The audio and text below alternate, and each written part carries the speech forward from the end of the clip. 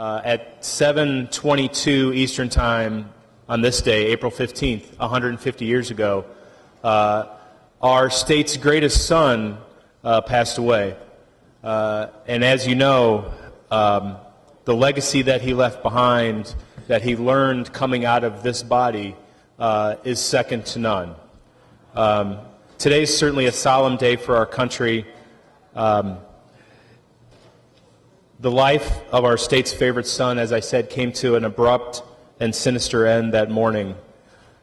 It's said about a time of mourning in our country that had scarcely been seen to that point, that culminated with President Lincoln's body returning to his hometown and his final resting spot at Oak Ridge Cemetery.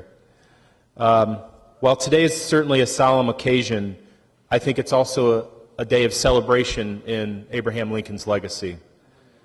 It's proper that we honor Lincoln, someone who came from this body, who has his roots here in the Illinois House. I'm honored today, even though I'm low man on the totem pole in this chamber, to represent the district that is largely the district that Abraham Lincoln represented in the House. Some of my Sangamon County colleagues share his area as well, but the area that I represent in Logan County, Menard County, and Sangamon County is largely the area that Abraham Lincoln served as his 4 terms in the House. He was elected in 1834 to his first term at the age of 24 years old. He spent much of his time here working on infrastructure issues and internal improvements to our state. He also served as the floor leader for the Whigs. His greatest accomplishment, though, and as a resident of Springfield, his greatest accomplishment, with all due respect to some of my colleagues from the South, was moving the capital from Vandalia to Springfield with a group of 9 legislators, 7 House members and 2 senators, known as the Long Nine because of their height. That's why they were known as the Long Nine. The impact that Lincoln's foresight in moving the state capital to Springfield, the impact that it's had on this community especially, has been tremendous. For those of you who make the trip to Springfield, we appreciate you coming to Springfield, and you can certainly thank Abraham Lincoln for your trip here instead of heading to Vandalia or Peoria or Ottawa or some of the other places that were considered when the capital was moved from Vandalia. I know other folks are going to speak today, and I know there's going to be plenty of Lincoln quotes, I'm sure.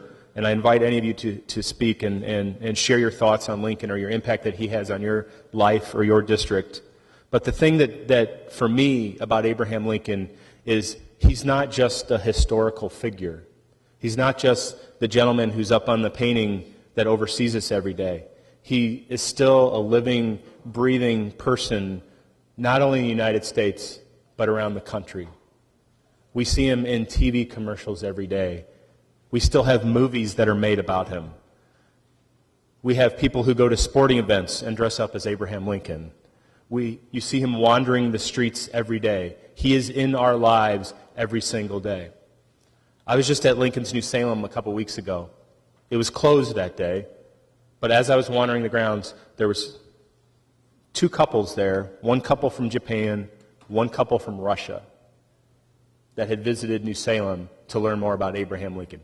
That's the impact that this gentleman has had around the world. The world wants to continue to learn more about Abraham Lincoln, his legacy of saving our Union, his legacy of abolishing slavery, his legacy of reaching out to the other side with compassion is something I think that we can all live by.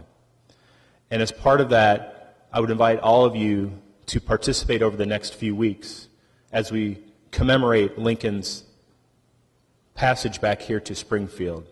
There's events going on around the country. The National Park Service is having events at various sites around the country. Our state facilities are having various sites. Here in Springfield, we've had a funeral coalition together for several years that will culminate in a commemoration the weekend of May 2nd and 3rd. And if I will, just let me read a few things about what will be happening and who's participating in those. There are over 1,100 Civil War reenactors attending for that weekend.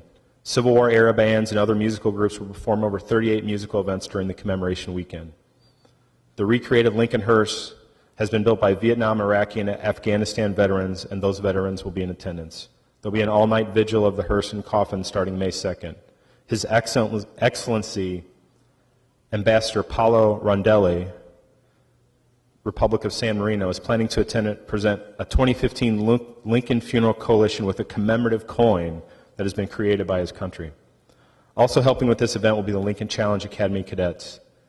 We'll be recognizing Gold Star families, and we would certainly be honored for all of you to stay in my hometown of Springfield the weekend of May 2nd and 3rd, and if all the legislators could attend the commemorative opening ceremony, if you're available, Saturday, May 2nd at 11 a.m. at Washington and 6th Streets in downtown Springfield. You are more than welcome to help us celebrate the life of Abraham Lincoln, a man who rose from this body to become the greatest president of the United States.